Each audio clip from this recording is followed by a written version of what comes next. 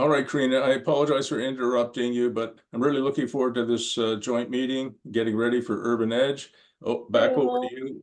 Like I said, we are recording it now. It will download to my computer. I will upload it to YouTube unlisted and make sure I give a copy to everyone. I have everyone's email address. Madison, I'm not sure if I have yours. If you don't mind, could you put it in the chat box and I'll make sure that you get a copy as well. Absolutely. Thanks. Yeah, great. So this is really just to get to know each other because I know we don't all know each other. Also, just to let you guys know, my voice has been really, really bad lately. I got that whole virus thing again that I got a few weeks back, as you guys know. So I've been suffering from inflammation.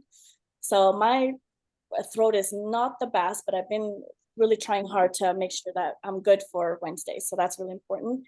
But to get to know each other, you guys all know we're going in person.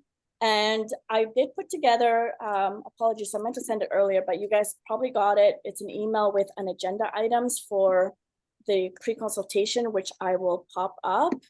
And of course, is to add, right? So whatever I missed, we're here to collaborate and figure out what are the specific items that we should make sure to hit on.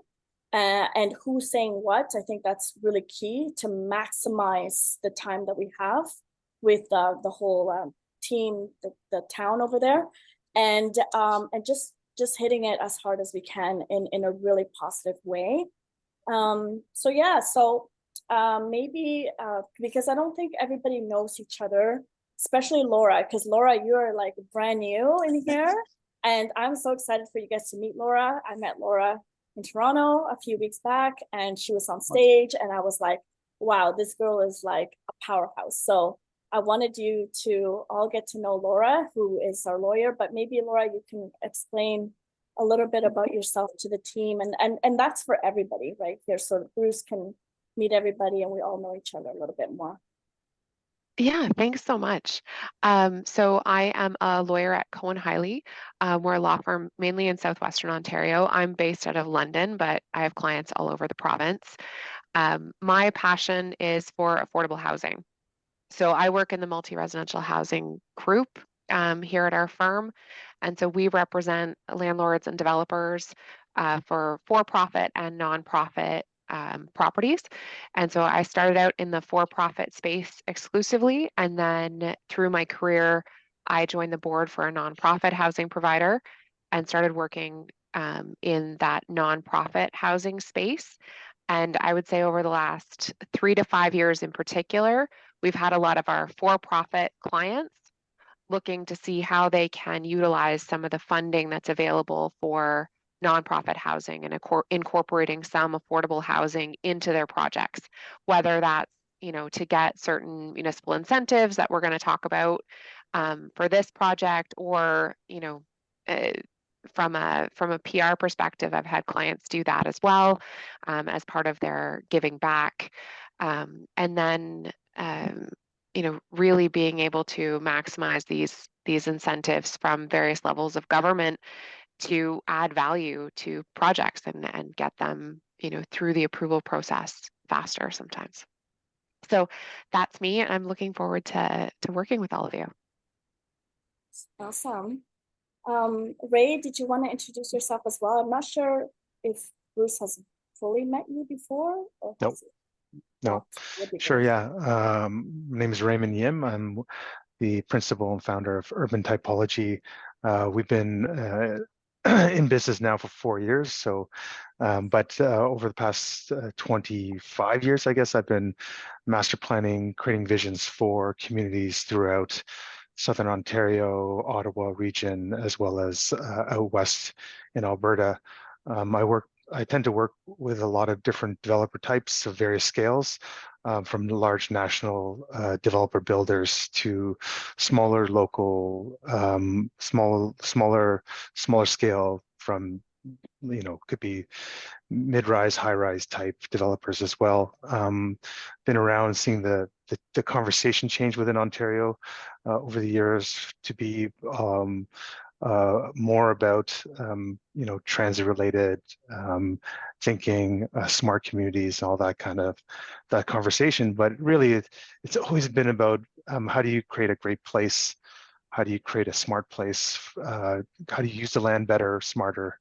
But also like trying to create something that is really that people understand, that will remember, that will identify with, that gives it a lot of character. So that's sort of been my passion from the early days of just trying to figure out how do we make this stand out for not only the people that live there, but stand out for those that are trying to sell these communities to compete with their competitors. And so that's why some of my clients like Mattamy, Minto, they're my clients, and that's who they're my biggest clients. So that's who I tend to work with. So. Well, maybe soon you'll be saying we're your biggest client, right? I love your dreams. I love your dreams, Carina. Madison, can you give a little bit about yourself too? Sure. Yeah, it's great to see everyone. I'm with Ray and Vikesh at Urban Typology. I'm a master's student actually, so I'm still finishing my program at University of Guelph for landscape architecture. So yeah, it's been great to be involved in the project and learn from Ray and everyone here at the office and you guys as well. So it's nice to meet everyone. Awesome. And Vikesh? You're mute, Vikesh. Oh, you're still muted, yes. Hi, everyone. Myself, Vikas Patel. I'm project manager at Urban Typology, and I'm very excited to work on this project. I've been working in urban design field for 6.5 years and working with Ray for like pretty much 6.5 years. Amazing. Awesome. And then I'll get Catherine and Ashifa also, please. Hi, everyone. So nice to meet to you, Laura. This is the first time we've been in a meeting together. So I'm Carina's project delivery manager, and I'm here to do everything that's required, basically from design all the way through to construction delivery on the project management side, whatever's needed. Awesome. And Ashifa. Hey everyone, nice to be here with everyone. I'm excited as well. I'm Ashifa and I work with the creative dev team and manage the investor relations, communications, and marketing. Short and simple. Love it, love it. And last but not least, Bruce, Mr. Firestone. Good morning, everybody. So Ray and Madison, I taught architecture for 14 years, but I'm not an architect. I'm a civil engineer, and I taught at the Israeli School of Architecture and Urbanism at Carleton University. I built about 2,000 homes in my career, dozens of office buildings and shopping plazas. I'm probably best known as the founder of the Ottawa Senators, and we built something now called the Canadian Tire Center. So that's one of the bigger projects I was involved with. But Laura, to your point about affordable housing, my family has been involved in affordable housing, if you could believe it, since 1942. That wasn't me, that was my dad. He was serving for C.D. Howe, the Minister of Everything during World War II. And believe it or not, Laura, in 1942, the minister came to visit my dad in his office. My dad was an economist. And for the minister to come to you was very unusual. I mean, in those days, I mean, it still is unusual, but in those days it was very formal. But my dad was surprised. He stands up and says, "Good morning, sir." And C.D. Howe, you got to remember this is 1942. And Mr. Howe said, Jack Firestone, my dad, I want you to bring a group together and start planning now for post-war reconstruction of Canada. What are our priorities? How do we achieve those priorities? And of course, my dad said, yes, sir. And so he brought a group together. And what they did was they set a number of priorities. One of them was to have homes for every returning serviceman, whether he had served in the Pacific Theater or in Europe. And my dad and his group and the government of the time felt that home ownership was an important part of citizenship. And so they designed and built from, I think, 1946, 47, 48 until the end of the 50s. They built those strawberry box homes that you see all across Canada. Laura, if you know what those are. Those are, you know, center hall plan, kitchen on one side, living room on the other side, bathroom and master bedroom like that, and then 2 bedrooms upstairs for the children. And they started something called Central Mortgage and Housing Corporation, CMHC, which is now, of course, called Canada Mortgage and Housing Corporation.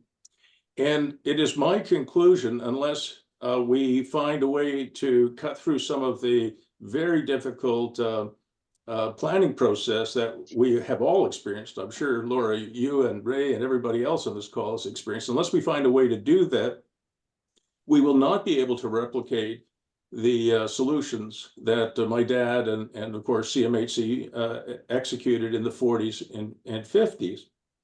So we have to find a way to do that. And I'm hoping that this project here will at least have part of its development will address the affordable housing crisis. And I have a number of ideas about that.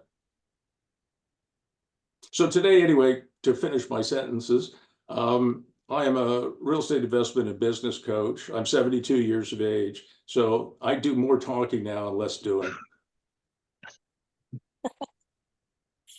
Which goes to my next thing is agenda. So we definitely need to have a proper agenda and make sure that this is just a start. So we'll tweak it as we need to do so, but making sure that we hit on all the points that we want to hit on for the meeting, for the pre-consultation. I'm actually going to pull it up. I'll share it on the screen. I've got it. Yes, I just realized I made you host, so I can't do that anymore. Can you co-host? I don't even know. Okay. Perfect. So the way that I've started, I figured we're probably gonna have to do a roundtable introductions, just like we did right now, right? With everybody there in person. And keeping it short and sweet, of course, to maximize the time. Phase 1, so this is gonna be Ray and myself. I figure most likely if Dave wants to jump in, that is something that we can do so as well. Again, if you, and this is more for Bruce and Ray, is to I'm happy with just not if that's better as an applicant. I know normally we have our urban planner or architects present the vision on our behalf. I'm happy to do it though, and Ray is amazing at this, so that's why I put myself and Ray at the beginning. Other ideas that I had is number C, is identifying risks, concerns, or dependencies. Anything that if we did want to point out at this time, maybe we want to do so then, and maybe not. I don't know. I'm putting it out there.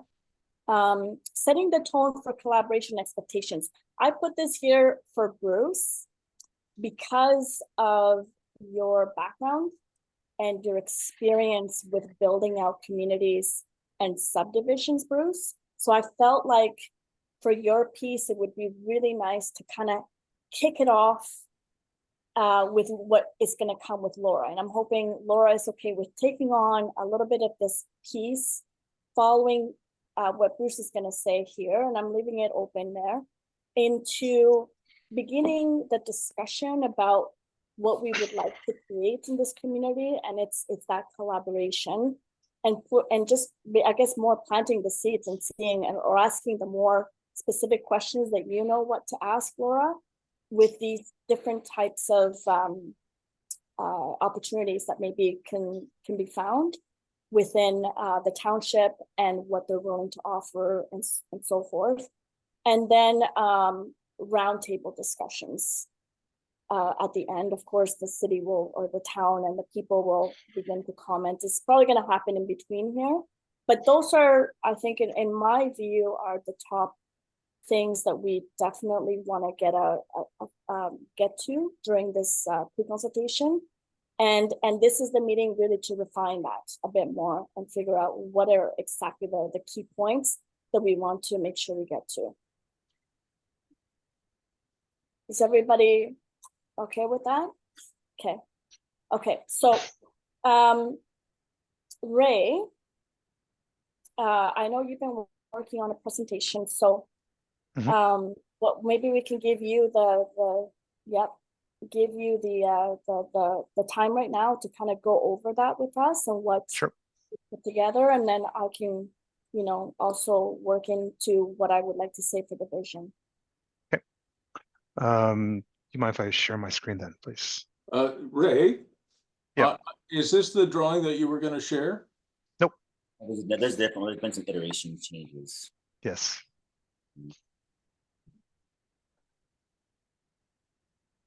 So you have to let me be, someone has to activate my ability to share. You made co-host.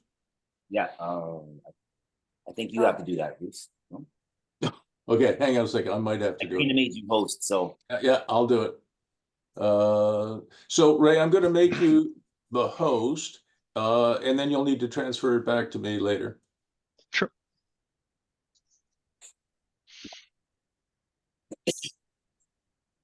All right.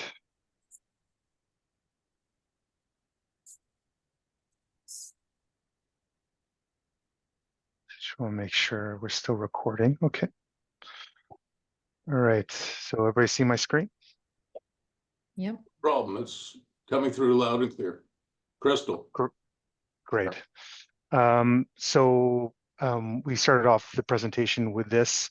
I'll identify that the site is located at 607 Jean Avenue. You'll see it in gray here. Ray, sorry. The town really does not want us to call it 607 Jean. Okay. It actually doesn't have an address. So if the concession So, number. It's anyway, so we could call it, the proposed or the area or something like that. Well, the description is like this long, right? So we can't put it that. We'll just have to call it something. Okay. The proposed development is located in the gray. What's interesting about the site and the reason why we wanted to start here is sort of give you an understanding of the context. To the south, on Jean Avenue, you see there's residential units. There's a residential community just below it, but around it, adjacent to it, is currently an abandoned rail corridor that's being used as a gravel trail. That gravel trail connects to the Ottawa Valley Recreational Trail and this segment called the Algonquin Trail. As we've been learning about this site, this trail really is an awesome amenity for what would be a future development. Mainly because it provides all season access to outdoor recreation from hiking, biking, snowmobiling, cross-country skiing, and so forth. So, which really creates this site as a really great opportunity to connect to this larger network. What's also interesting about the site is that it's really about 15 minutes to the Ottawa River. So it's a 15-minute walk, which gives you great proximity to the Riverside Park and all the amazing things that the Ottawa River has to offer. So that's something about the site that's good to know. So, when we think about it, we see that, we have a vision of developing a complete community, one that provides a great place to live, but also one that gives opportunity for a healthy year-round lifestyle rooted in what makes the greater Pembroke area special, right? So really it's that idea of connecting to nature, connect to a healthy lifestyle. And we want to use this image as a way to kind of strike that vision. Again, just to reiterate, the Ottawa Valley Recreational Trail is used by, all types. It's very active. It's 300 kilometers of trails, reaching from Mattawa all the way down to Smith Falls. But lots of great opportunities all seasons, from snowmobiling to ATVing to biking to walking. It's really quite an awesome thing to be that close to. The Ottawa River, there's so many great things about it. If those that want to connect, whether it be there's paddle boating, or just being able to get a boat out from the marina to have a day on the river, to finding places to fish, to just for leisure. Our site is very close to connect to water, which is great too. But Pembroke in itself is a very beautiful area. You know, they have the waterfront, they have beaches, they have you know, amphitheaters and like nice historic buildings, cute town. So, you know, that's one thing that we get benefit of with our site is the proximity to all that great stuff. So you can see our site in the greater context of Pembroke. You can see all the great amenities that are close by. The Riverside Park, the beach, the waterfront park. Algonquin College is just down the Ottawa Recreational Trail. But you know, even downtown Pembroke is only well, you know, probably less than a 30-minute walk. So you know, it's very close, and to all that is good.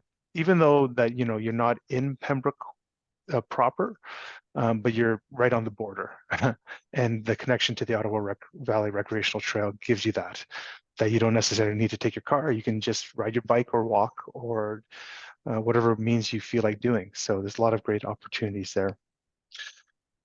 But as you see, and then closer to the site context, you know, there is further to the south, there's there and on in the site, there's sort of industrial use, there's aggregate use, there's the residential. Right beside our site to the east, there's a cemetery as well. So there's more green, so there'll always be green. And then there's other low density residential as well.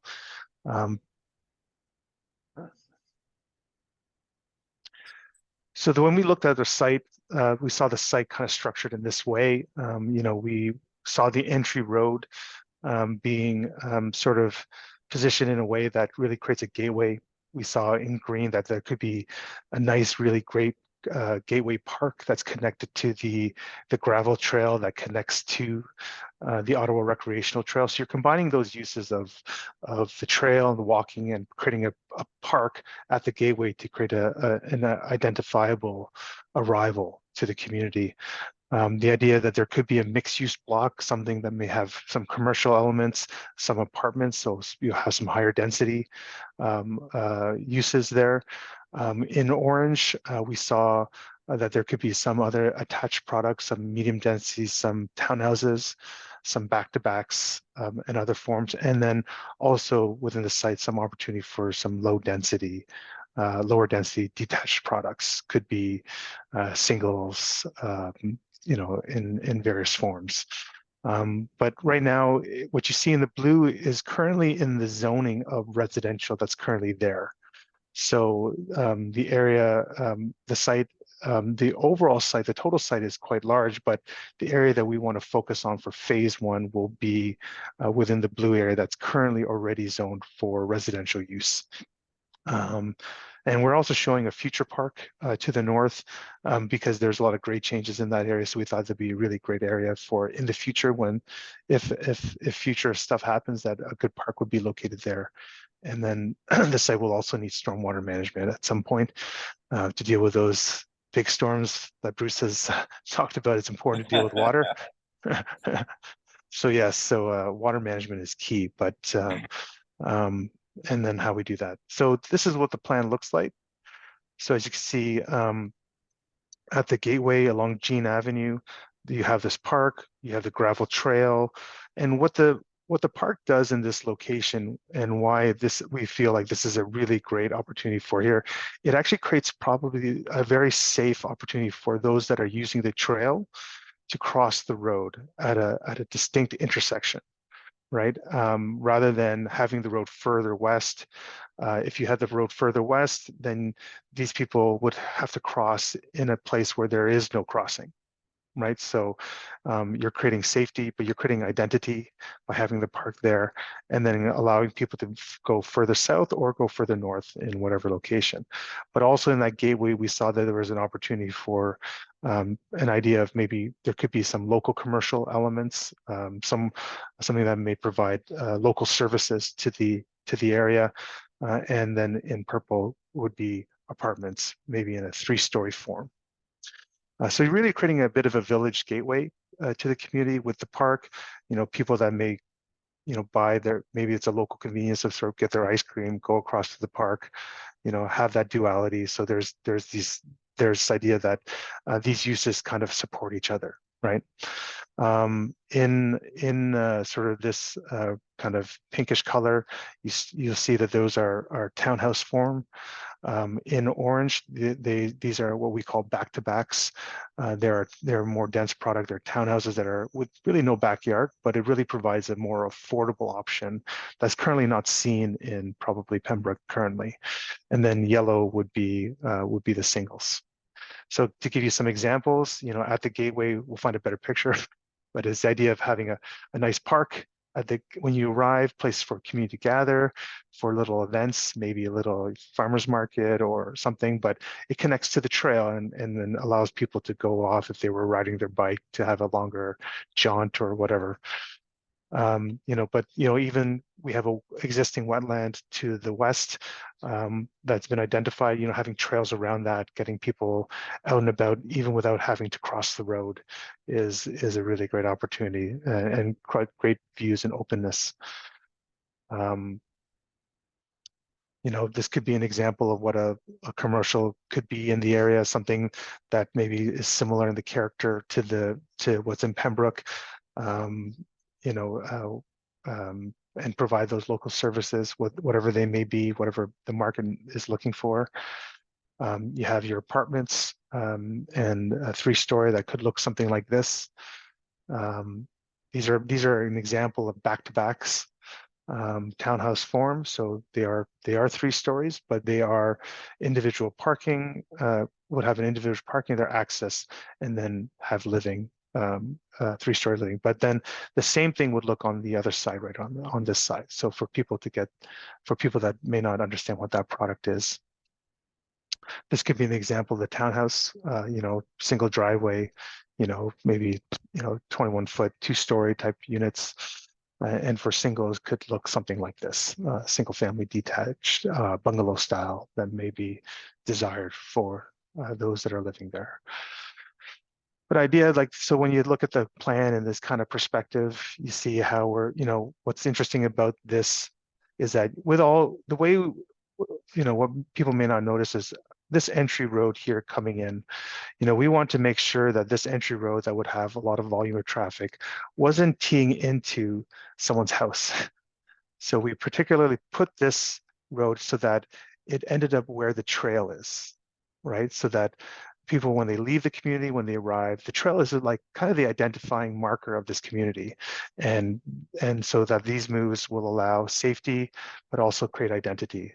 So that's sort of reason why we located this entry road here, so that we don't create any conflict. So it's a nice way to create that gateway moment for the new residents. And again, like this community is so close to the river, so close to the Ottawa Recreational Trail, and would create an amazing addition to Pembroke area, and for lifestyle, for people that are looking for a really unique and kind of great place to live. So that's it. Like it. I feel like I have nothing much else to say. After this, I'm like, oh, no, it's great. It's great. I really, really like it. As you guys have seen, maybe Bruce not so much, but we have evolved it quite a bit from the initial idea. And that's really from the conversations that we've been having with and this is also for Laura. I think it's important for me to let you guys know this, that we've had a lot of builders that are there in Pembroke, in Petawawa. They are the larger builders that are interested in coming into the development and taking on these builds that you see here that Ray has put together. And that's really what we want to touch on is we're collaborating with people that are already there.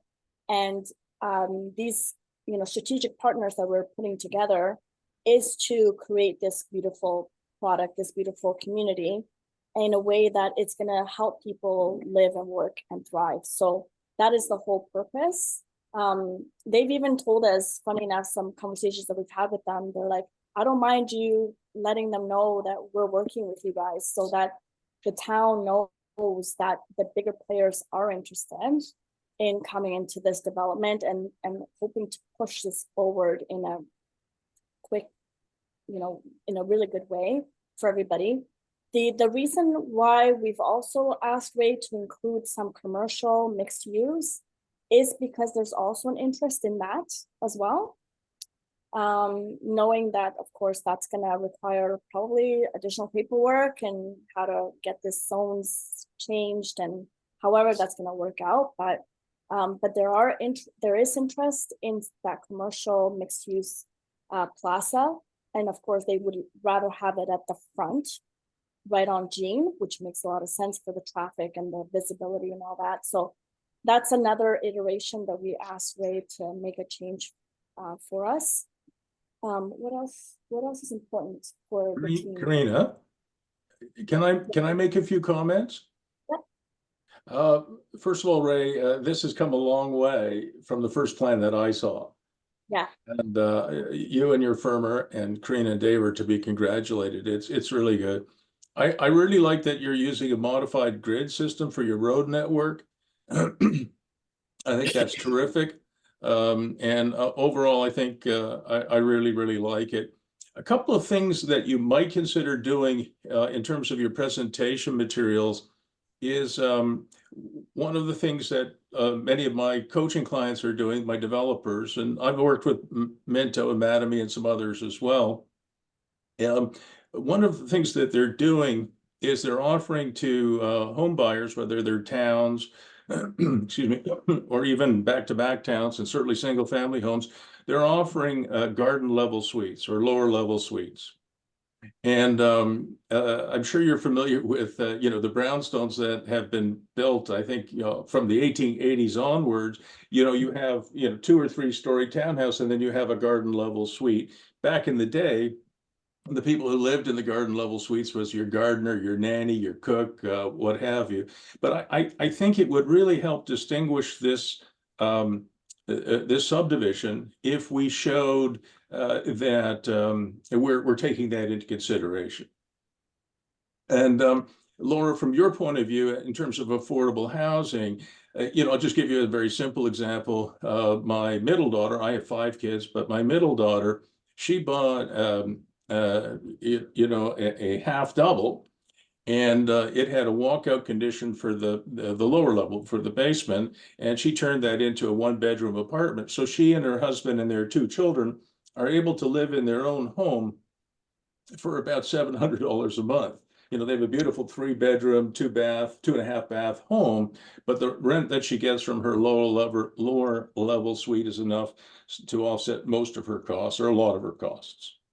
So whether it's a single family home, Ray, or it's a townhouse, or even the back-to-back, a lower level, a garden level suite, I think will be a significant change. It will help young people buy their houses and pay their mortgages. Will help seniors, make sure that they can stay in their homes. And it also provides other kinds of living options. So if you have a nanny, she or he can be close by, or whatever. Or if you have a caregiver. I beg your pardon? Actually, that's a really good point, Bruce, because we've actually been talking about that right at the beginning. And just to give Ray and his crew an example, one of the developer clients of mine, and I'm a pretty good talker, Raymond, but it's taken me almost 12 years to convince some of the bigger developers to start offering this as an option. And Laura, you would know this from your work with the for-profit sector. Home builders' margins are not all that great. They run about 13 to 15%. And finally, Phoenix Homes, which is a DCR Phoenix in Ottawa, started to offer what they call income series homes. And so as an option to a buyer, Phoenix will finish your house with a lower level suite with its own separate entrance, right? And they make about an 80% margin on that. So after they offered them in a project called Diamond View Estates, which is in the west end of Ottawa, after they started offering them and they saw they were making 80% on the darn things, they got the religion, right? And so some of the other bigger developers are now getting the religion in Ottawa based on Phoenix's example. It was a huge success and they completely sold out. So for all the reasons, you know, multiple generations of family, paying your mortgage, whatever. So that was one of the. It's so funny. Yeah. They're doing the same thing in London. Ironstone is doing it here in London. And actually they've worked with Derek Lobo from SVN, his like self-funding house. They've branded exactly. it and they're Well, I wish I could it's so claim, funny. Laura, I wish I Yeah. could claim that the name Income Series Homes as my Yeah. own. But Phoenix came up with that.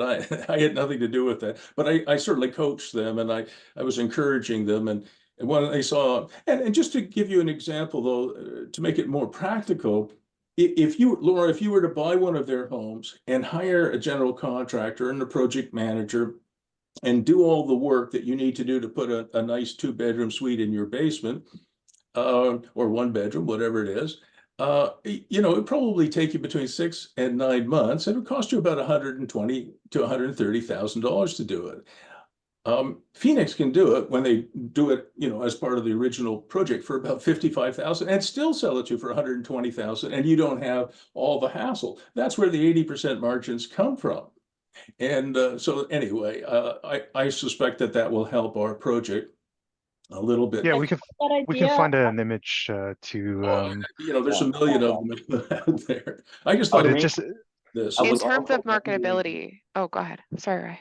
No, I'm no, sorry. I just said like to add to the presentation so I don't forget. Yeah, Yeah, I It's do the good to same thing, have Ray. have an Also, image. Raymond, did we talk about community gardens? Or, because I think that might be. Oh. Yeah, so Ray, if you don't mind making me the co-host again, I'll just I'll show you some images that might help.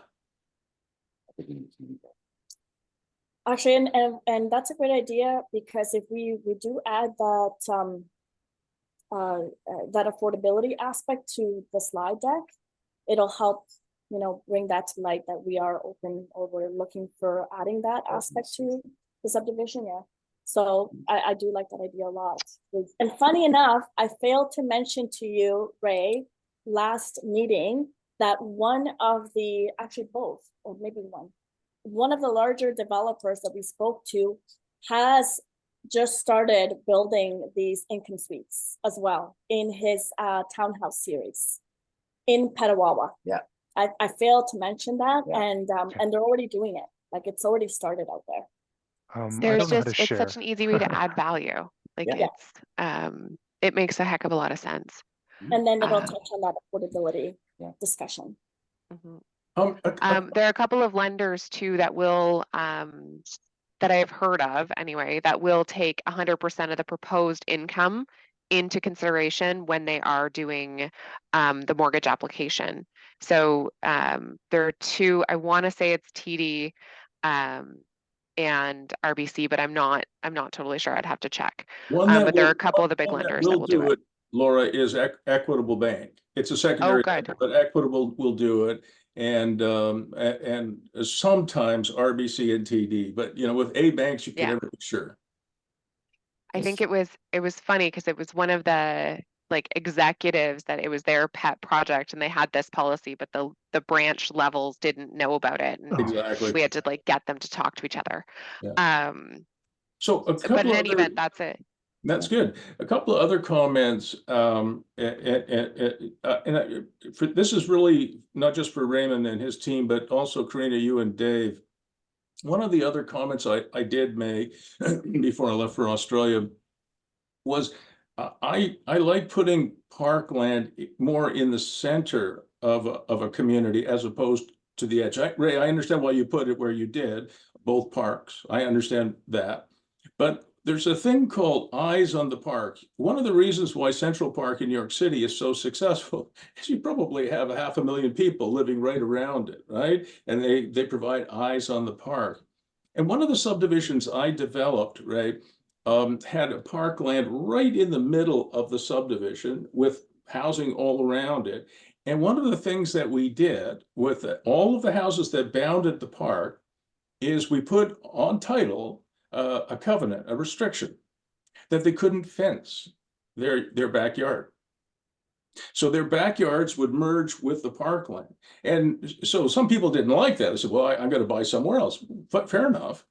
But for the people who did buy there, when I went back a decade later and visited with them, because I sold, many hundreds of them, I would sit on the back deck having a beer with people I'd sold homes to. By that time, they'd had kids, maybe 8 or 10 years of age. And it was hilarious to watch all the kids running from one backyard into the park to the other. And it just became this huge backyard. It was very successful. And I'm just saying that's one of the ways to make a park safer. So it's not just teenagers smoking weed and drinking, or worse, homeless people and taking drugs. So one of the things I was going to suggest is that at least you might give that some consideration. Yeah,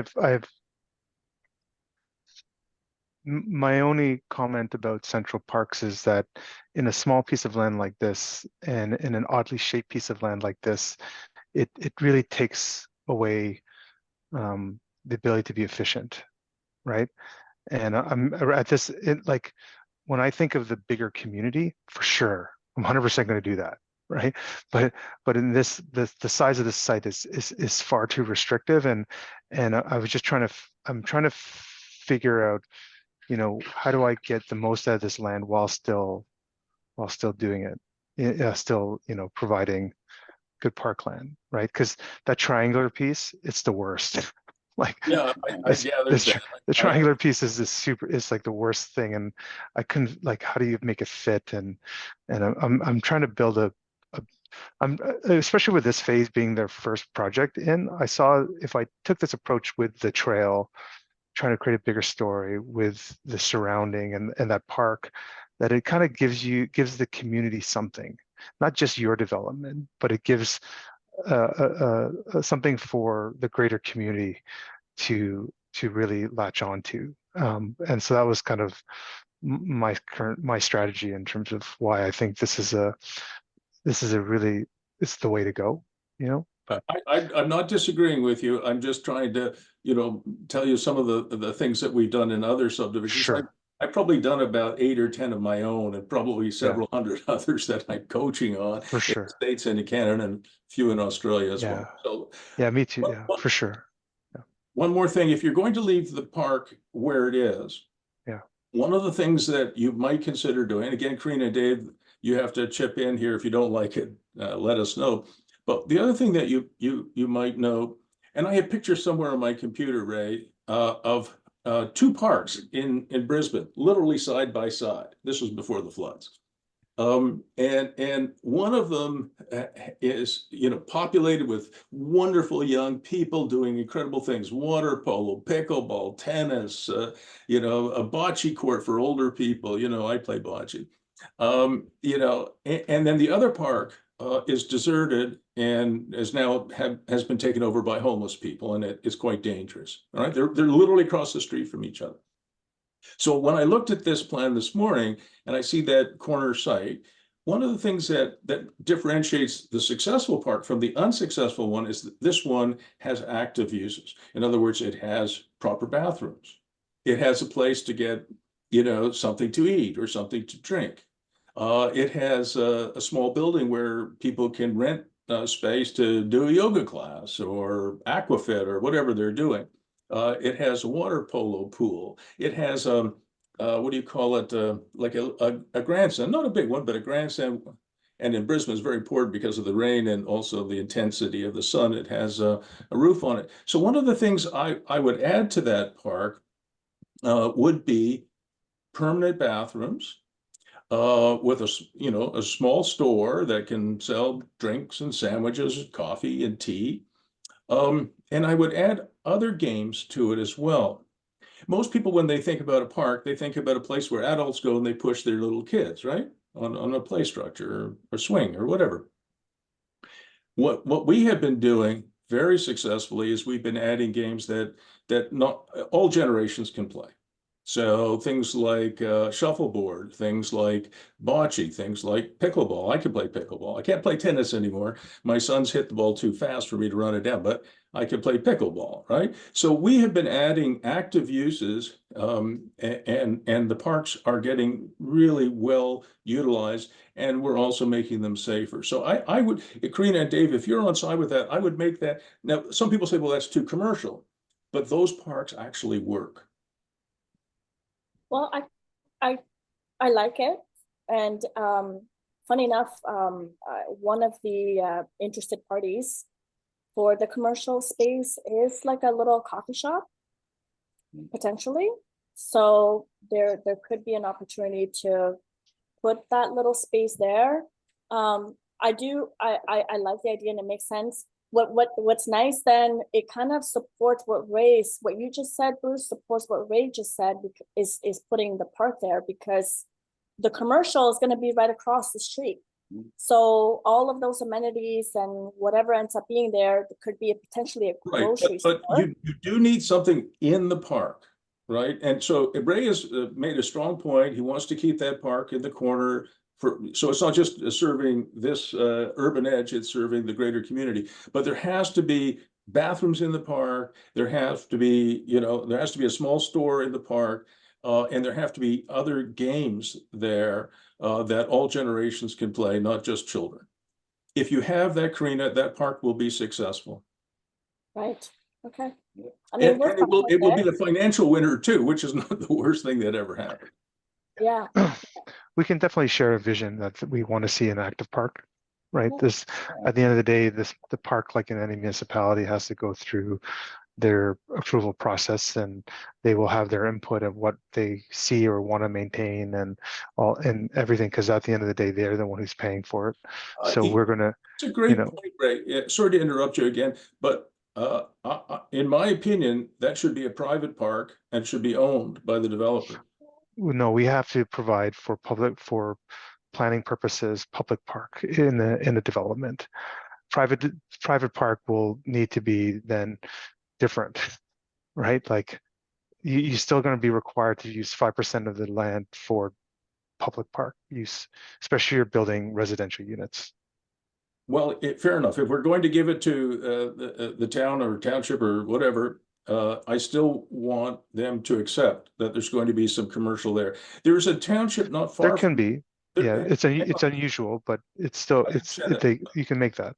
But there is a township not far from here. It's called McNabb Braeside. McNabb Braeside has about 8,000 people in it, and the population is dropping. They have 18 or 19 beautiful parks, Ray.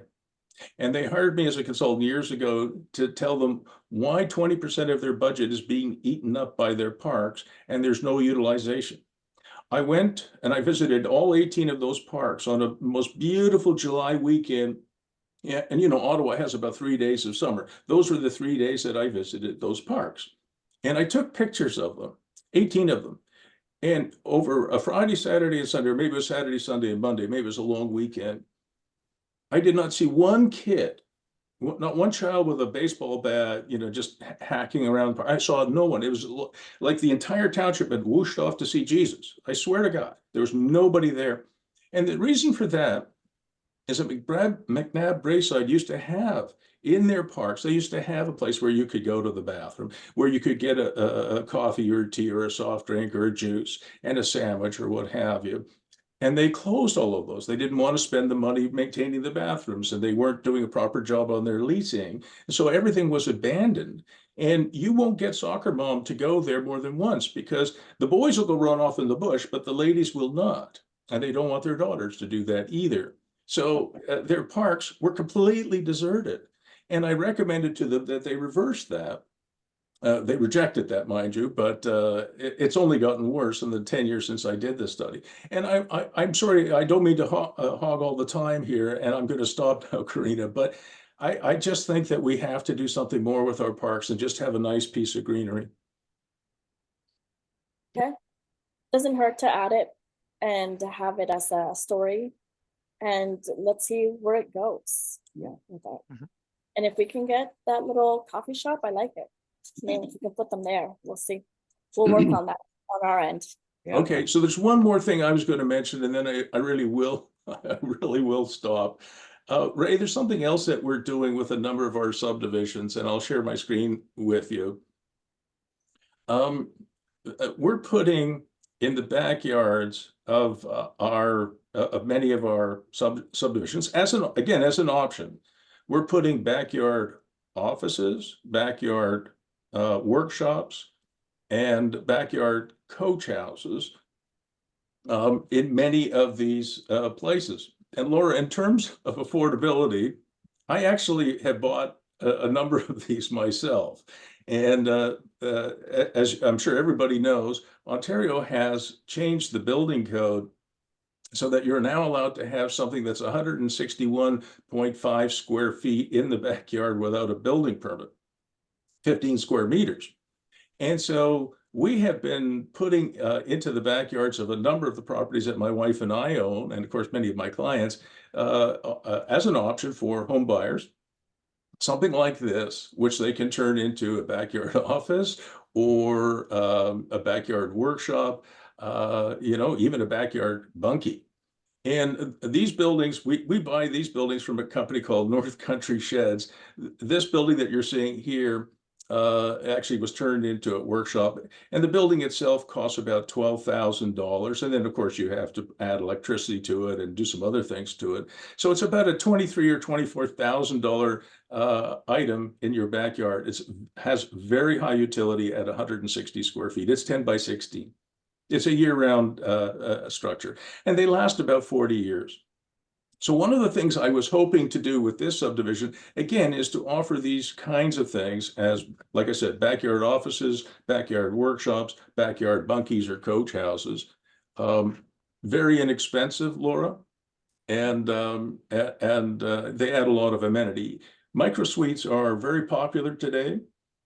They generally run from as small as 145 square feet in places like UBC, which is very small, to about 350 square feet. That's kind of the range. But for a backyard bunkie or backyard workshop or backyard office that's 160 square feet, you can just plunk it in your backyard on a gravel pad. You don't need a building permit.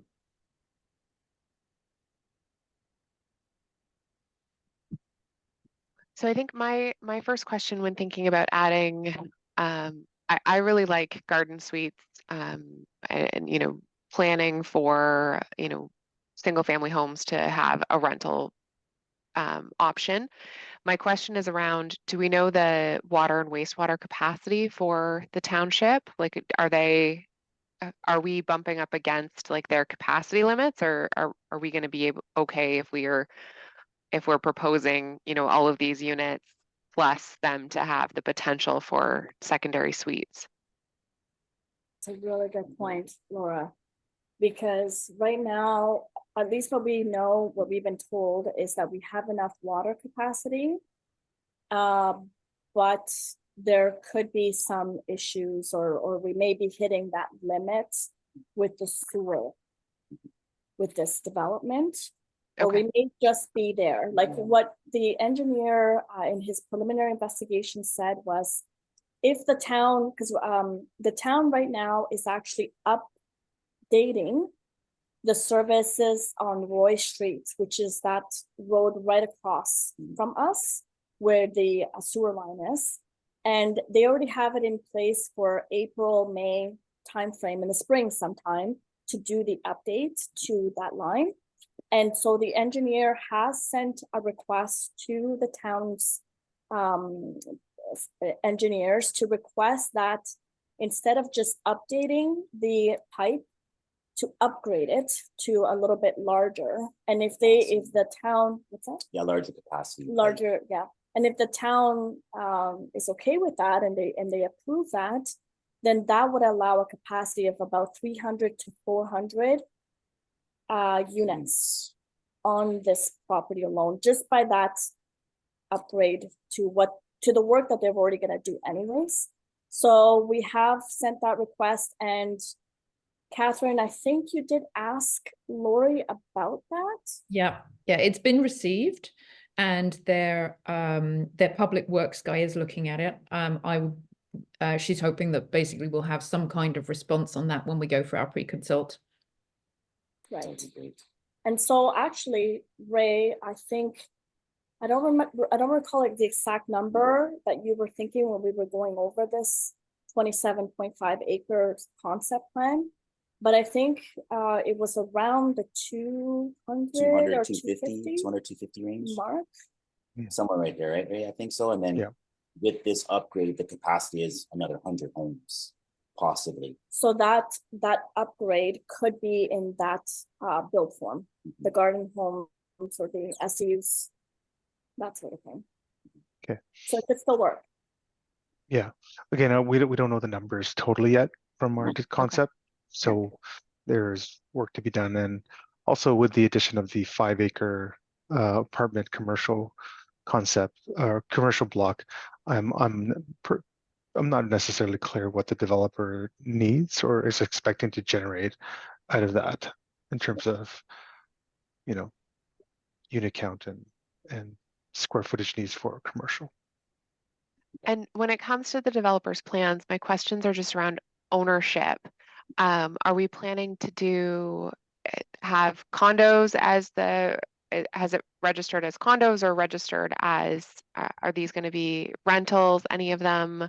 Is this, the single family homes, they're going to be done through a subdivision, or are we going to look at, vacant land condo or something different? So currently this concept beyond the apartment block is all freehold right now.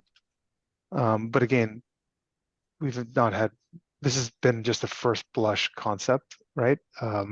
We haven't dived deeper in terms of what this generates and whether or not Carina and Dave need to generate more to make the math work, right? So if that changes, and then we move to a condoized format, that will change the numbers slightly too. So yeah, so again, we have not explored. Yeah, I think, Raymond, your plan is excellent. And I think for the Pembroke area and for simplicity, Laura, we will not be, at least in my opinion, we will not be going down the condo road. All right. The back-to-back towns, Ray, I think can be freehold. They are freehold, yes. And obviously the towns are, the singles are. That's the way to go. And even for the multi-res, Laura, a lot of developers have come to the conclusion, certainly the ones I coach, that condominiums add a whole other level of complexity in terms of construction, in terms of the legal challenges. I don't have to tell you that. So they certainly would prefer to build 2- and 3-story, 25 unit or 35 unit buildings that are for rent. And they now view the condo as the 25 unit building. If they build 10 of them, it's like having 10 condos that you sell, but you're selling it to one investment group or one real estate investment trust or one pension fund, right? So that, I think, is the direction that Ray is going in, and I think that is the correct direction.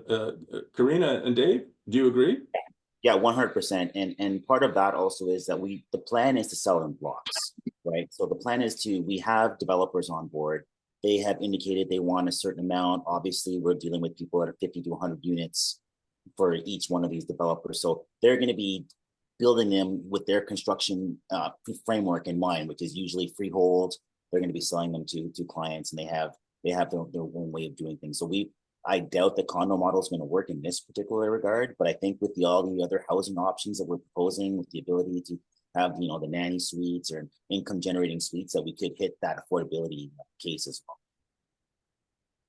Oh yeah, it's just, it does, as Bruce, it adds a level of complexity. And it's funny, one of the projects that I'm working on right now is, it's a vacant land condo, and each of the units is an apartment building. So it's six apartment buildings, and each of them is a condo. Anyway, you can do really complicated things with condos, but you can also just leave it as freehold and just do a clean and simple development. Makes my life easier too. So But this I'm also totally fine actually, with it. you brought an idea in my mind, Laura, because we had initially put forward the idea about allowing home-based businesses to be run out of some of these homes, like what we've seen here in Ottawa, that sometimes they call them commercial towns. And it's just that the zone that is placed on those properties allows for somebody to run the home-based business. So for example, Laura, you're a lawyer, let's say you wanted to go private and you wanted to have your own law firm in your property, you can do so. Or somebody that does hair, you could have your own salon in your garage or convert it to your own property, your own business, home-based business. And that adds liveliness to the community, because now the other people, the other neighbors that live there can walk over and use your services, right? Like I would take the boys to get their hair at the barber shop, whatever it is, right? So little things like this that can help with the affordability aspect, because that also helps with the affordability. If you could run your own business out of your home, now you can afford that property and you can generate income in a different way, as just like the nanny suite does or the SDU does. So that's something that I think would be interesting to put forward, Ray, as part of the story that we want to include, because that is our tag. Live, work, thrive literally came from all of these ideas of allowing people to thrive and grow within the community. Carina, are you familiar with the subdivision in Ottawa where they have a road here and a road here?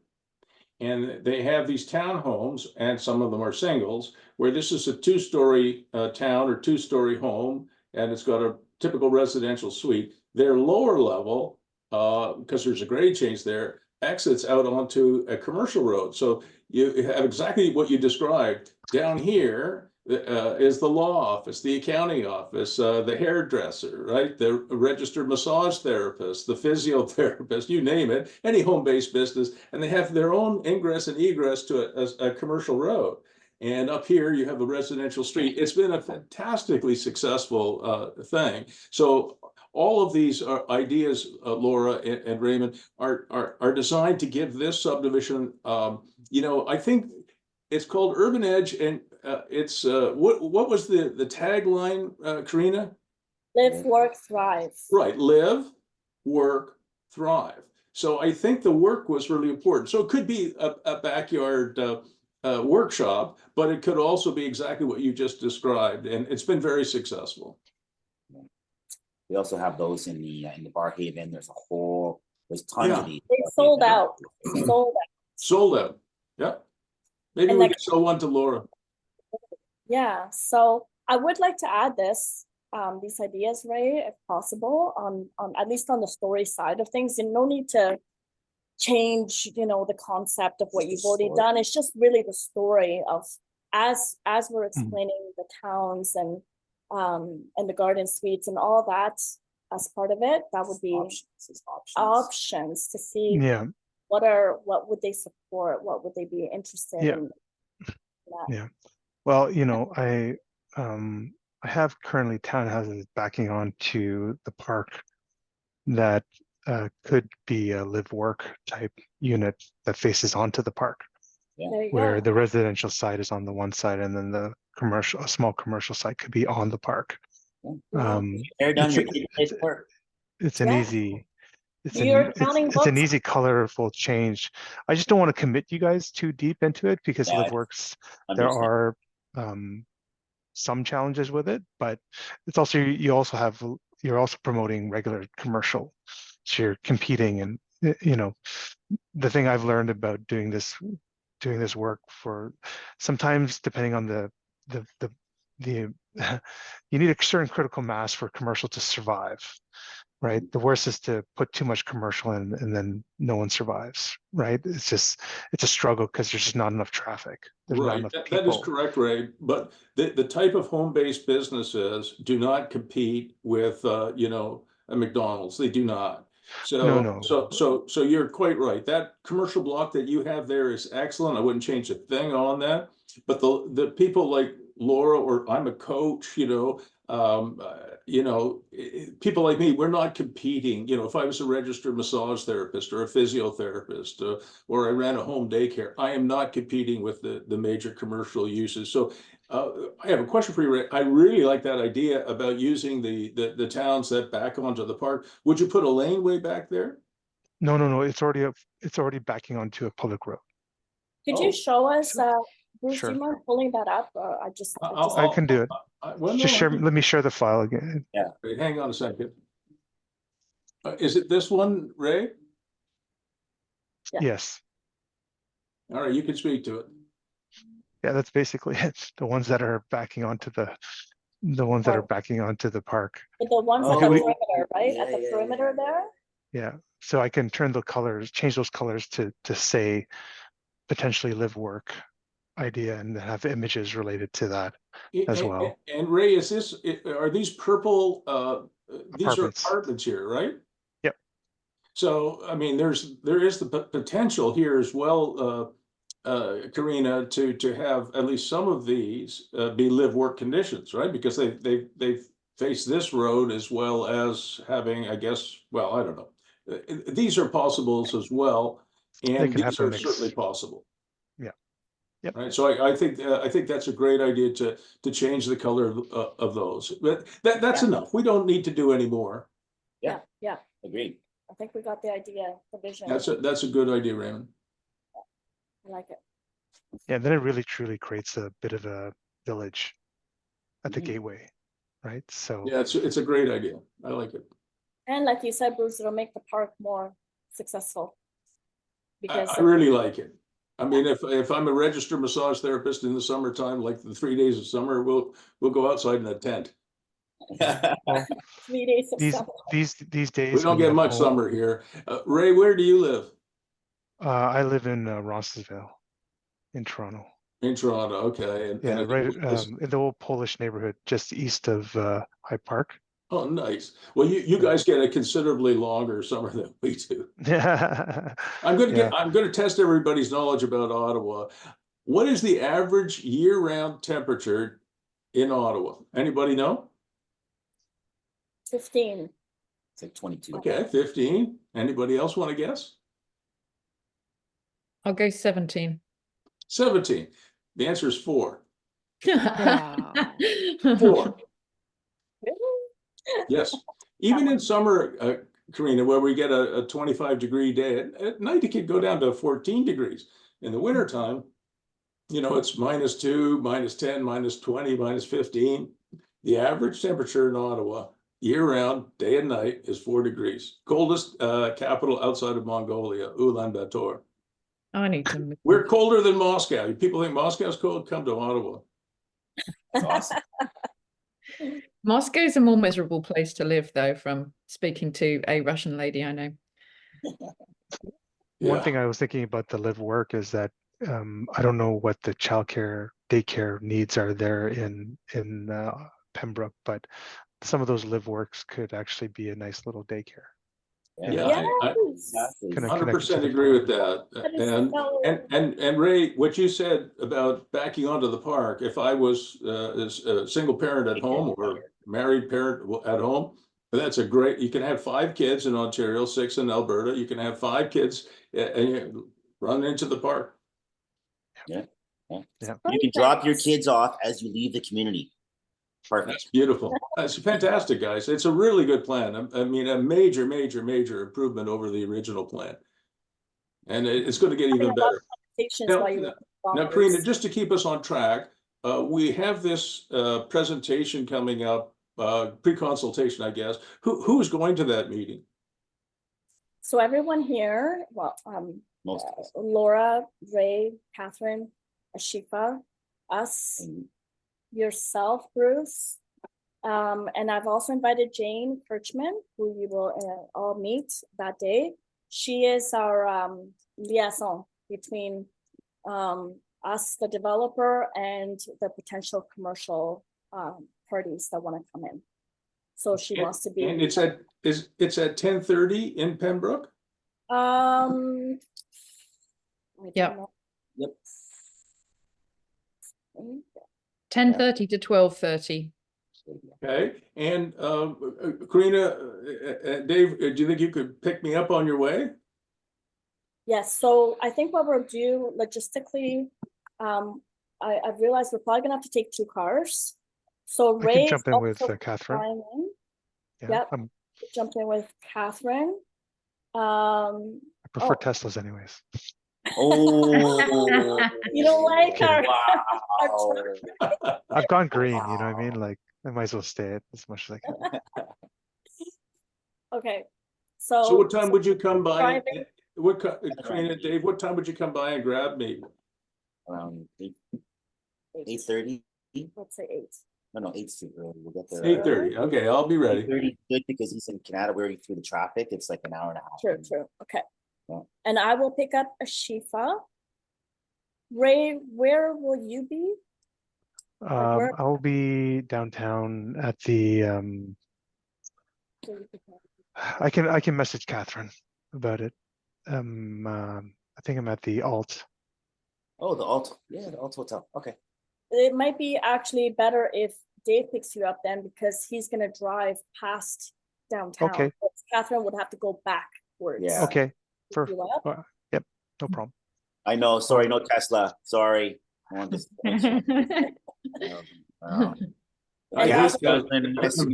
I hate Teslas, Dave.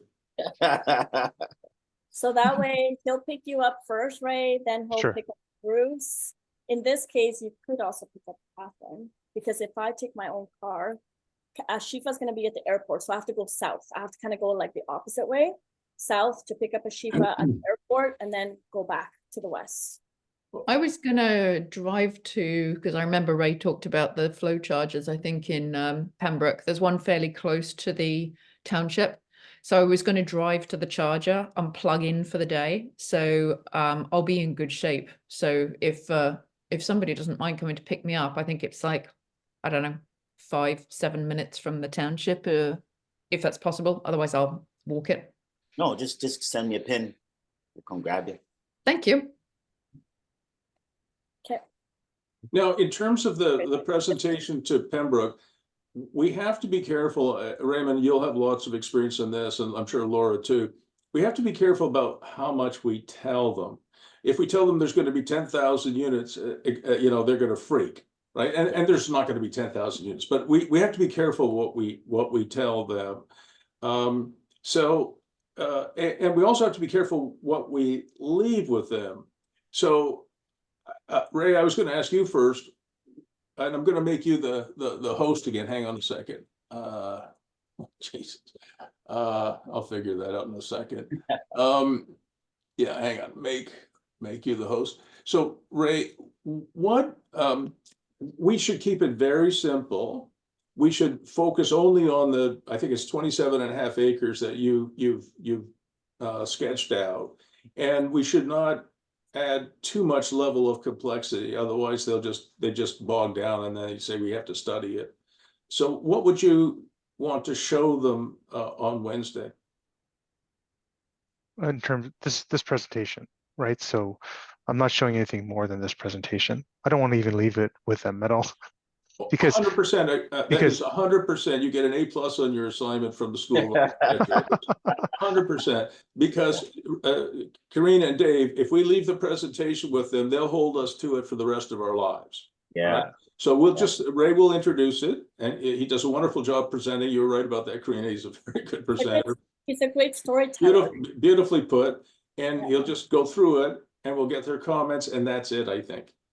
Yeah, because based on conversations previously, they were really interested in finding out from the town, how do we sever these pieces without going through a subdivision agreement? So that's why we don't leave them anything. How do we allow like a few blocks to be severed?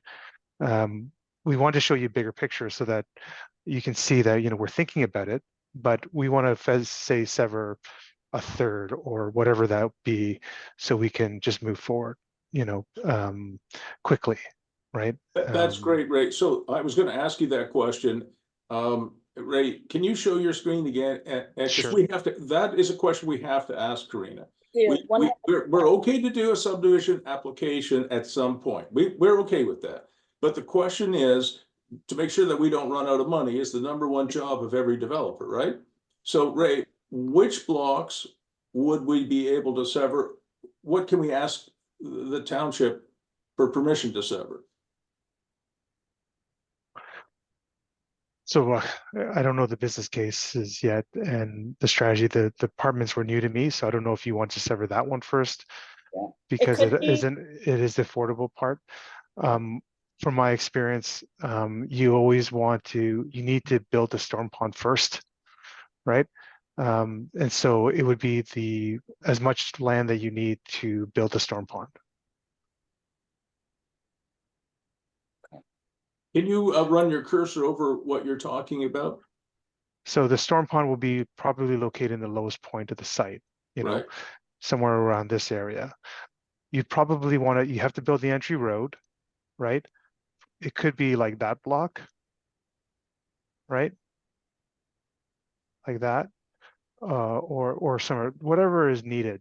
I'm not exactly sure. Again, I've not talked to any civil engineer yet about, where is this the right location and all that kind of stuff. But from the way I've reviewed the grading, this is the lowest point. There's actually a bit of a ridge here that drops down to this lower area. So to me, it made the most sense. It was never going to be the high point.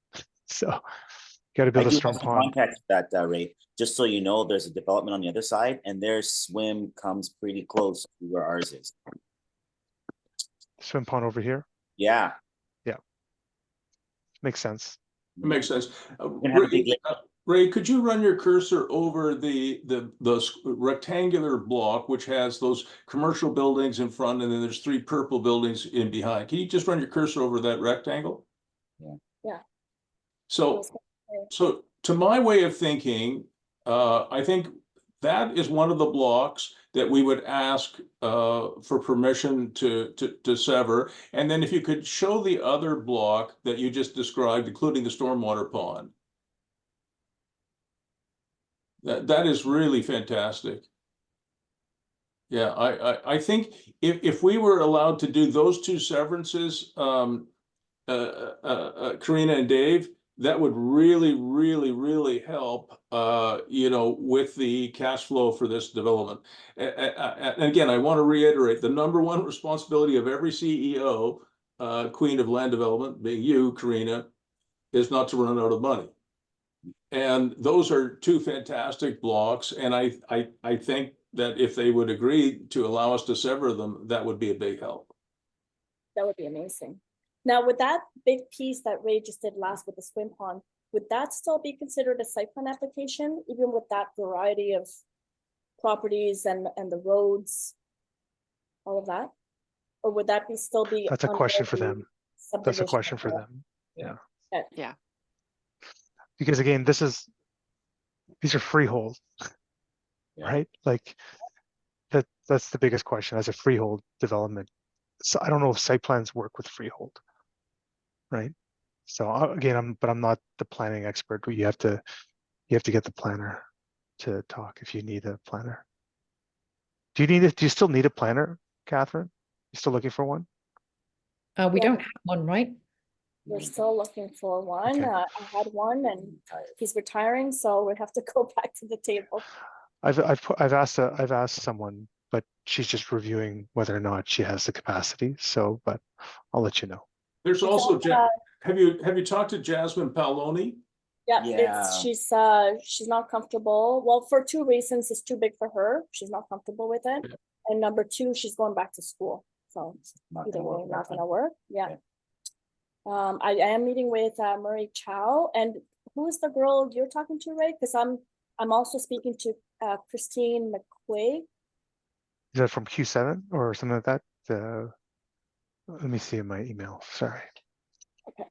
Well, Ray is looking for that. I'm just going to comment on Murray Chown. He's with Novatech. Yes. Novatech is a big company, quite successful. Murray used to work for me a long time ago. He's a very good planner. He runs an excellent planning division at Novatech, but they are so humongous. They are so humongous, Carina, that we would not be the tail on the dog, we would be the flea on the tail of the dog. Okay? So I would be, I mean, I really like Murray and he does excellent work, but he would give priority to his customers, and clients include people like Madame and Minto. He would give priority to them and Caven and many others, you know, Phoenix being among them. We would be really far down the priority list. That's one of the reasons why I wanted a private planner. It'll be about a third less costly, and he or she will be able to give you more personal attention. Murray will not be able to do that, but you should talk to him anyway.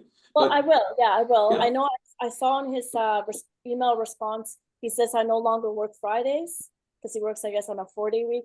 yeah, And I'm like, well, we might need you on Friday. So that was already a little bit of a. well, I'm just telling you, again, Novatech is a very good firm, but they are so busy that we will be very far down their priority list. I'm also, Jessica Daoust is also on my list.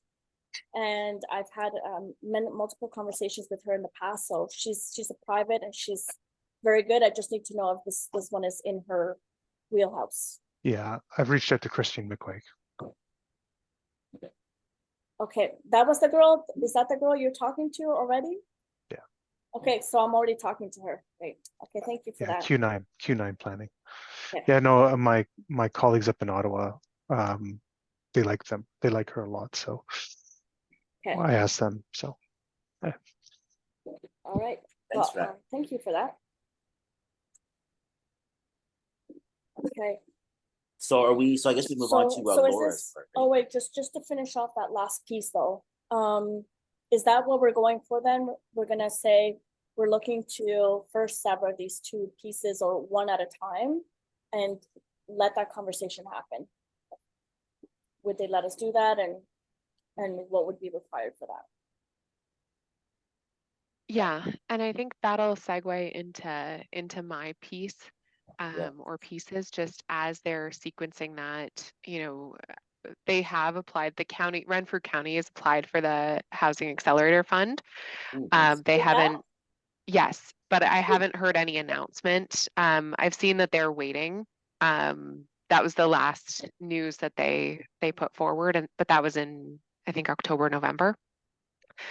In terms of what they would want to do to collaborate, I would probably, like, they're a smaller municipality, so I would probably give them information about the City of Toronto has like an open doors program template agreement that's available online.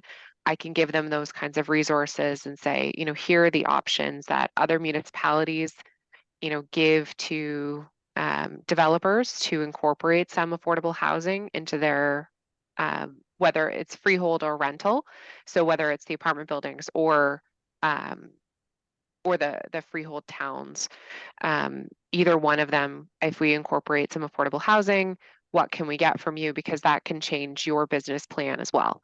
If they're going to give you enough to make it worthwhile, then, you know, then maybe it makes sense. So some of those things are what you've written there, you know, development charge exemptions, property taxes, expedited planning processes, you know, having, you know, the red carpet rolled out for you, and just, you know, making sure, you know, in London, we've had bi-weekly meetings for, you know, 6 months to get a project through that was an affordable housing project that the municipality, the mayor really loved. So, you know, getting the politicians on side can be really helpful so that when you do run into an issue with staff, you know, you can make a phone call and someone's going to call you back really quick. Some of those are intangible things, but I think we're going to get a really good sense from the conversation about, you know, how open are they to this. They've been working with Tim Welsh, who I know, Tim Welsh Consulting, in terms of their affordable housing plans and what their proposals are going to be. So hopefully they're at least talking publicly about doing the right things when it comes to wanting to see more housing and more housing diversity. So their official plan incorporates that as part of their planning priorities. So I'm hopeful we're going to hear a lot of support. The plan looks fantastic. So I think it'll sell itself, and then we'll just see, what tools and resources I can give them to help them, open their pocketbooks. I like the approach that you're taking, Laura, for not saying, okay, how can we collaborate, but rather you're showing this is how other towns and other cities are applying and what they're implementing to help move the needle forward, to get approvals quicker. And that's a really good way to start that conversation with them. So I really like how you're going to propose it. How are others implementing this house acceleration? Do you know? So they apply for particular projects. What it will do, and what I'm hoping it will do, is free up their budget, because the feds will be kicking in money that they've already earmarked to spend. So then they will have, I think they applied for 2.8 million, is at least what was reported. So if they get granted that, then that's 2.8 million of their budget funds that get freed up for new projects. So, because these dollars won't need to get spent by them necessarily right away unless they agree to some sort of capital contribution. But I think we would have to incorporate like a lot of affordable housing to get a capital contribution. They don't like giving capital to for-profit developers. They just that's just my nonprofit clients, they can get capital from municipalities. But this is, I don't think I would make that ask unless I got the feeling that was going to be a yes. But municipalities tend to be pretty conservative, especially smaller towns. So they don't want to do anything new. Often there's a lot of resistance to doing something new and innovative. So I do find if I show them a roadmap and tell them, here's the housing development manager at London that you can call, they've done this. Here's the person at Toronto you can call, they've done this. We can hopefully get some traction from them. It would be interesting also to see if perhaps maybe they're using some of this funds that they've gotten or received or will be receiving to upgrade the infrastructure, because this could, I know we're not for profit. We're not a not-for-profit, we're for profit. But again, if they do want more housing, which they say they do, this is one of the ways to do it. And so you and I had spoken about that. So yeah, it would be good to, put that out there and see what they say about it. And the other thing I want to be mindful of is I don't want to tie your hands with your developers that you're working with. So I wouldn't want to agree to incorporate any affordable housing with the municipality unless the people that you're going to turn around and sell to are also on board with that.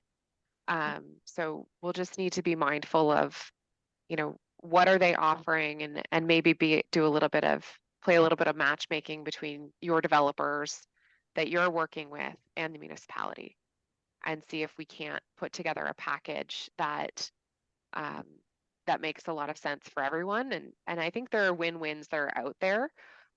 We just may need to, show them where the opportunities are. Yes, that's exactly it. Agreed. You got it 100%, because the people that we at least have been speaking to in the last couple of months, they're for profit. They're not a non-profit or affordable housing builder. So it's definitely something that if we can touch on affordability, but in a whole different way, as we have seen now, it's more on the built form and adding those SEUs and different things like that. Not necessarily that this unit is going to be, 50% cheaper than anywhere else. That's not the point. So we're touching on affordability in a whole different way than what most would think of affordability. So that's key to keep. Yeah, we're not talking about rent geared to income affordability. Like this isn't people coming from homelessness. These are people who cannot get into the market if you don't have the products that are available that are attainable for them. And so That's why you we know, use attainability, actually. Yeah.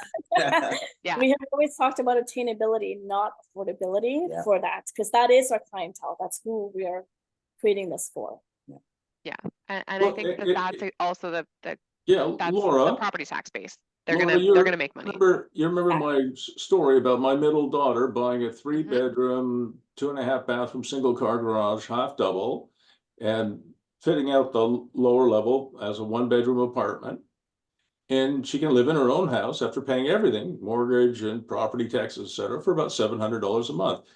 In Ottawa, it's tough to rent a room for $700 a month. So what Carina's saying is affordability comes in different disguises. Yeah, and that's where the conversation I think needs to be with them around affordability.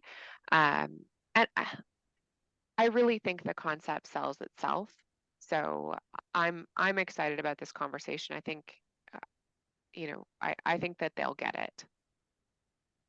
So Carina, and Dave, are there any other items that we need to go over Yes. in There's your one more. agenda? Yes, one more item. Another question that we wanted to also put out there, potentially, Laura, you and I spoke about this the other day, is creating our own servicing. So our own sewer plant or our own water treatment plants right on site, not potentially, maybe not for, you know, this phase 1, but as we know, the whole goal is to develop it, and we know there is a constraint, right? And they're going to tell us when we get there at the pre-consultation. We've already been told by the engineers of JP2G that the Hamilton station is pretty much at capacity. And so they're saying, you know, it's going to cost you like $1 billion to build another station unless you get there first, unless you get approvals first before everybody else does. You know, you might be the one stuck with the $1 billion invoice, you know. So so obviously then the question becomes, it doesn't make sense to build 1-acre lots with, you know, private well and septic on this land, especially knowing that is their last developable land in Pembroke. What are some other options that they're already potentially looking at? Because I'm sure they know that their station is already at capacity. So what is already something in place that they're working on right now?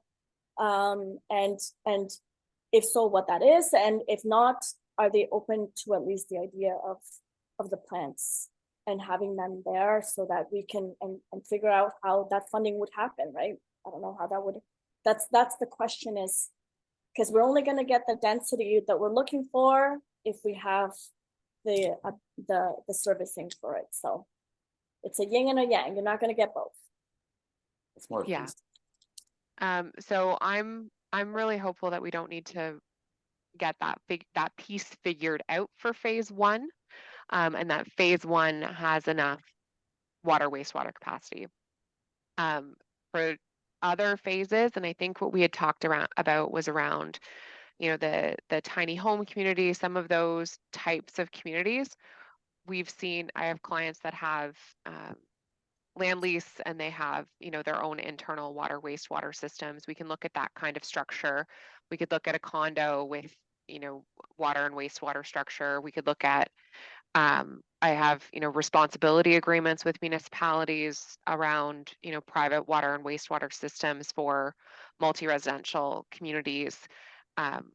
We can, if they are open to it, it is legal. It is one of those things in development that is legally possible. It's whether or not the municipality is going to be open, because we can't force them. So, Carina, I think at this pre-consultation, I wouldn't bring that up. It looks too far down the road right now. You know, what we said about 20 minutes ago was that Raymond was going to focus on the 27.5-acre plan that he's developed with maybe a few changes to it. And I think the city or the township or whatever has to have the servicing available for that. So that the idea of having private services, communal private services with a responsibility agreement that Laura mentioned, I think that's a question for phase 2 or possibly even phase 3. So I wouldn't ask that on Wednesday. Okay, Thank you. you guys overvoted me. No, it's just that, But anyway, I'm really concerned about, getting bogged down. If we can get 2 severances, we can get at least one of those things sold, get you a few $1 million, and get phase 1 developed. It'll be a fantastic project. And it'll open all kinds of doors. The city and the township, the county, they'll cooperate with you once they see what phase 1 looks like. And I think you'll get a better response maybe a year from now. Okay. Got it. But it's good for us to have that in mind now, because that if we need to do it, it's going to be a big, big thing. Yeah, we'll have it as a It's place. okay, just 1 minute. It's not gonna bother anyone. Vikash, I think you're unmuted. Yeah, now he's muted. I just muted them. Okay.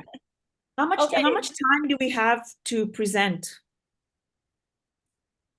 Well, they don't really give you like a time block. Okay. Normally, so we definitely want to present. We'll let Ray present. He'll take his 15-20 minutes or 15 minutes, and then from there, I think it's mostly going to be Laura and Bruce following that conversation from there, and then it becomes an open table discussion for everybody. So now, Carina, all of that, yes.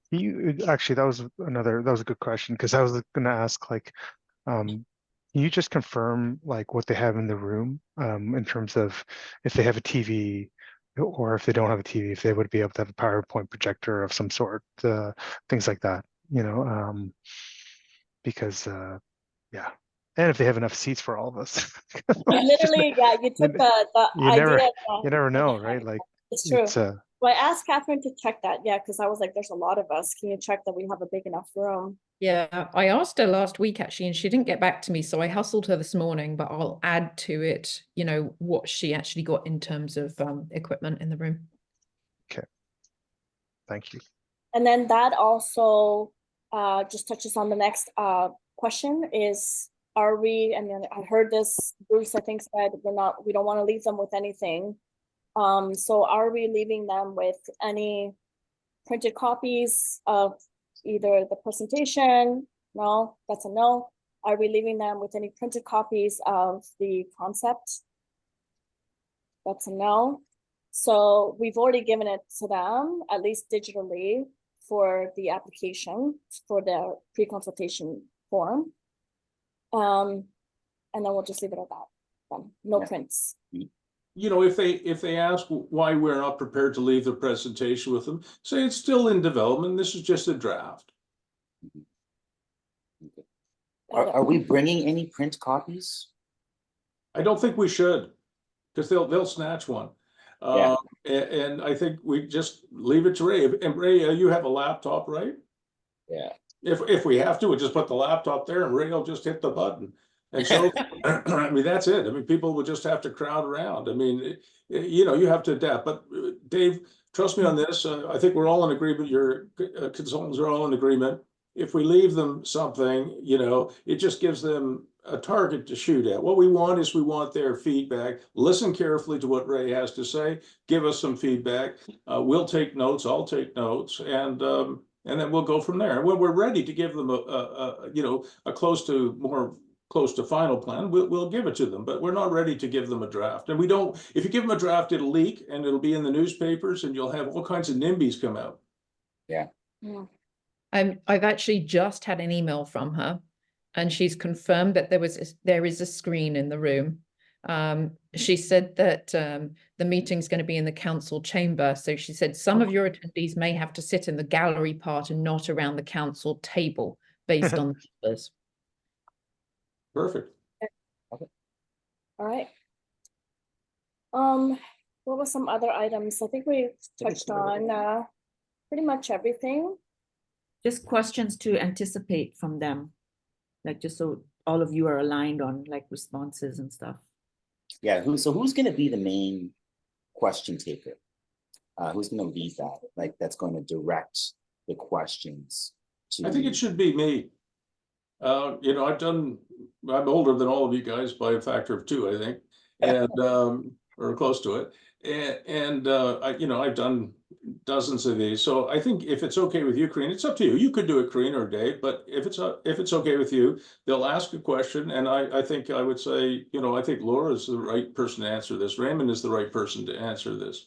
And you know, or I'll answer it, or ask Carina to answer it, or you, Dave, if that's okay with you, Carina. Yeah, I think we want to keep ourselves out of it as much as possible as being the applicants. Yeah, So, yeah, I get that. You know, having the applicants there, the 2 of you, you know, looking, you know, like you're regular human beings, as opposed to, you know, most towns and townships planners, they think of developers, you know, they got horns, they got a tail, they got fangs. You know, you don't look at all like that, especially Carina. yeah. Thanks, Bruce. Thanks. Bruce. You're welcome. Okay, so we're leaving it as Ray is leading the storytelling, and then it moves on to Laura and Bruce as the main representatives. From there on, of course, Ray, you're also representing. Not giving away a specific number on unit count or anything like that. So if that question gets asked, you know, it's just more about flexibility there. And well, if you think about it, I think, Ray, you said it's about 27.5 acres, and it's like 200 units or maybe 250. So it's less than 10 units per acre. That's not overwhelming, Carina. okay. You know, I mean, you know, I mean, units per acre, I'm sure Laura and Raymond have done, you know, 25 units per acre and more, right? 100 units per acre. Who knows how many units per acre? So you're looking at something that's in the vicinity of what they're used to, really. And we're not proposing any towers or anything like that, which I think is good. So I don't think we're out of the ballpark, and they'll know that. Okay, Awesome. I agree 100%. I like it. Anybody else have any questions or anything else they want to ask? I was going to say to you, Carina, the email that Laurie has sent me is quite long. It's got a lot of information in it. So I'm going to forward it to you just so you can have a quick check through before we go tomorrow. Do you mind sending it to everybody here? Yeah, so will do. Yeah, I'll share it with everybody. So we're all on the same page. We know what they're asking. Yeah, yeah. She's saying that basically we've had about 1.5 years of inquiries based on this property. So she's taking it all the way back to when there was any kind of submission of information with regards to this property, just to let you know that, because obviously things have changed a lot since then. Obviously, I've given her the most recent information, and the form was submitted. Okay. All right, we'll all review it. Not a history lesson. And All right. Well, this recording will be on YouTube in about a half an hour, unlisted, so we don't share that obviously publicly anywhere, and everybody will have it. All right. All right. Excellent. Thank you, guys. Everybody, Thank that's you. amazing. Go team. You guys. Awesome.